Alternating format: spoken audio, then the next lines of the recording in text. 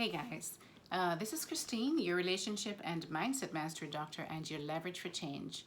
And today I wanted to come to basically speak about the different attachment styles and just to give you a perspective, a different perspective, instead of focusing on just one style.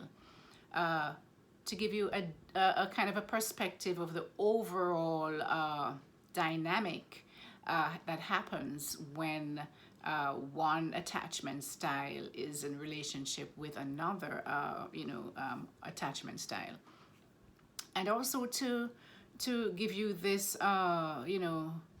disclaimer that really there is not any, hard and fast rule, meaning that people are individuals and each individual is going to be along a spectrum of attachment style that they're exhibiting, whether it be the anxious preoccupied, the secure attachment, the dismissive avoidant, and the fearful avoidant.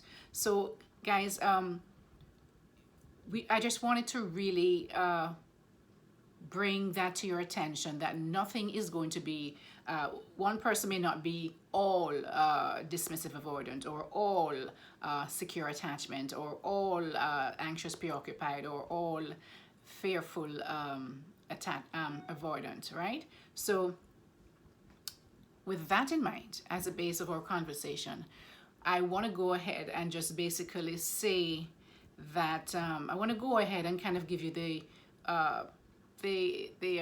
characteristics of each individual style.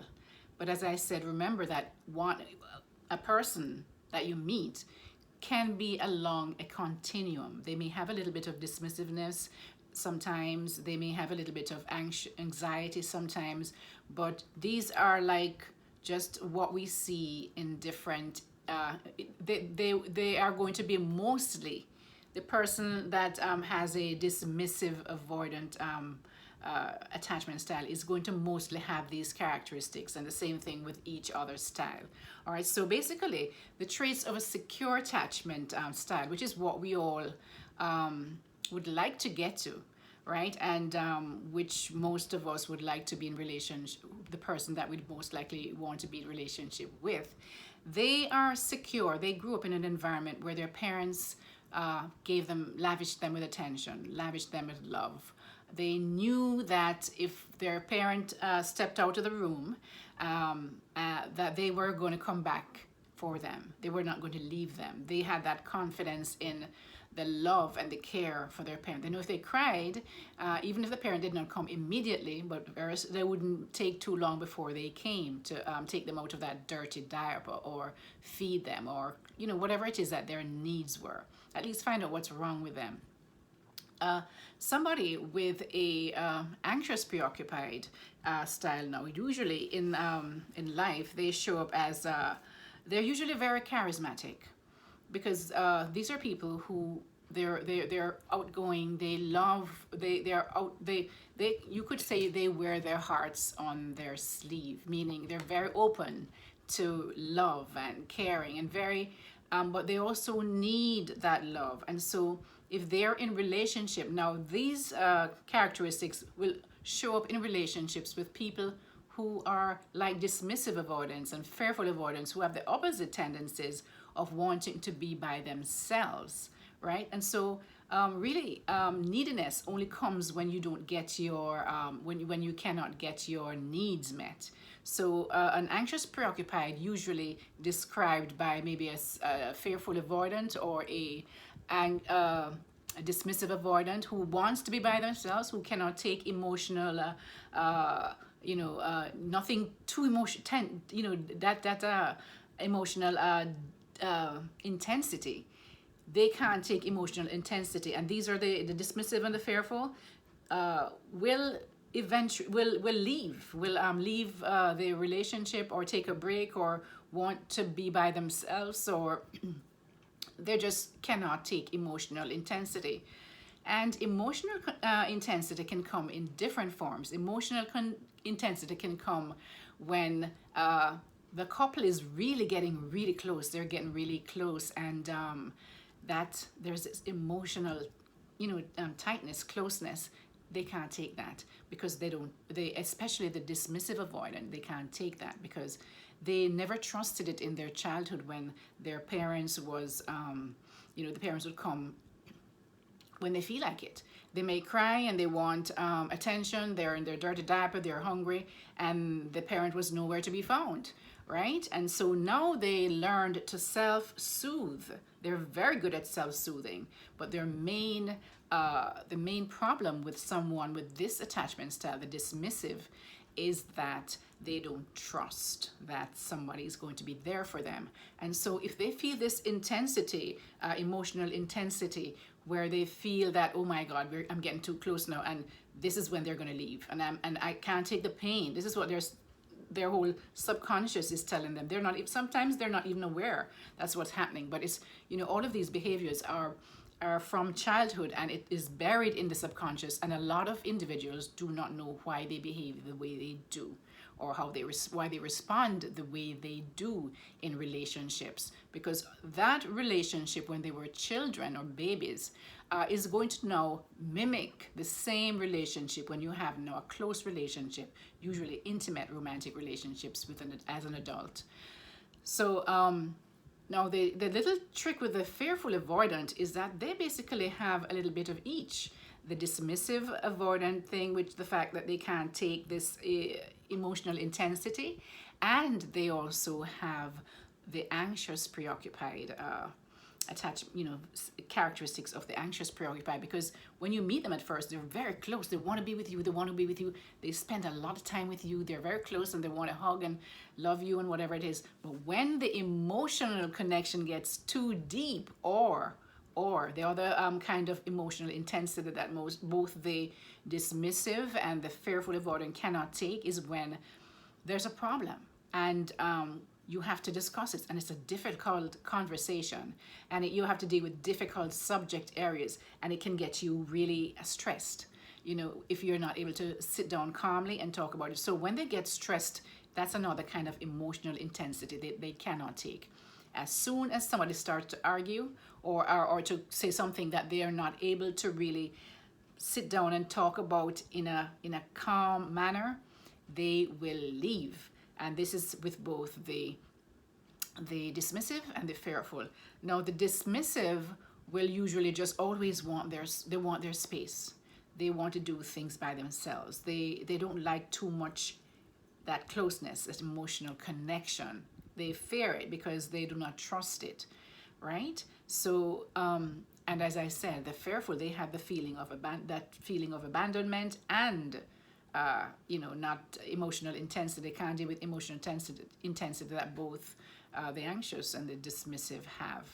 So, guys, as I mentioned before, and I want to say it again, that everyone is an individual, and they're going to be, these styles are going to be along a spectrum, a continuum. And the more a person becomes aware of their style and why they're behaving the way they do, then they can work to change it to get better and closer to a more secure attachment style, where they trust people. They're open to love and connection. They are not afraid of saying they're wrong. They're not afraid of hard conversations. These are secure attachment styles now. And so when we start working on ourselves, then we can get better and better and closer to a more secure attachment style, which is what is really the better one. Now, I have to also say that even though most of the attachment style, the majority of attachment styles, the base of it and is formed in childhood, it can be further magnified and maintained in adult relationships. Because if you have all that background there, that's where you operate from. Your belief system is because of the way you were brought up, and you didn't trust people. Now you go into relationships not trusting people, right? And so if you go into somewhere that you don't trust people, and then that person go and continuously proves that people cannot be trusted. Maybe they cheat, maybe they lie, maybe they do things against you, against the relationship. Then that just further maintains it and makes it even worse for that person who was a dismissive or fearful avoidant, because then now it's almost like a self-fulfilling prophecy. You know, I didn't trust people, and I know why I can't trust people. You know, so it's further cemented into their psyche, their subconscious, and now they just continue to behave in that fashion. So guys, just another thing is to that's why I always say it's so important to kind of date really slowly and get to know the person that you're with. And the important thing is to make sure that your needs are going to be met. This person that you're dating can meet your needs, because you know, we're not going to be needy in relationships. We're going to come with our own strength. That's the whole goal of it, right? But relationships are social, you know, we are socialized to have relationships. Otherwise, we wouldn't have been created to want to be married or to be with somebody else, right? Or to be in the presence of other friends or whatever it might be. And so when we are not able to get our needs met from the people that we are with, or our spouse or partner, then what happens is that it makes you seek it more. The more the less you have your needs met, the more you want it, right? And the more needy you become. So this is true, especially in the case of the anxious preoccupied, where usually they're described as needy. And the only reason why they're needy, if they were in a relationship with a secure attachment style, where they're very free to give love and you know, just emotional, that connection, and they're fine with that, then they won't have that problem. A secure, you know, the anxious preoccupied won't have that problem with a secure partner.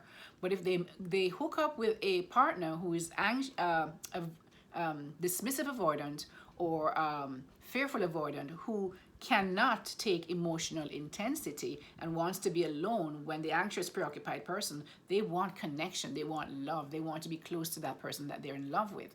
And these people, the other two attachment styles, cannot take that kind of intensity. So you have to be very careful about the person that you go into a relationship with, because otherwise you're going to just be very unhappy if you don't choose the right partner. And guys, unless a person is really willing to change, it's very difficult for you to say, you know, you can't change someone. They have to come to that realization that this is what's happening with me. This is maybe the reason what happened, and I need to be able to work on myself, right? You have to work on yourself, and each person has to do that, you know, by themselves. So guys, I hope that kind of gives you an overview of you know, what the attachment styles are really about. Really, you know, we all operate.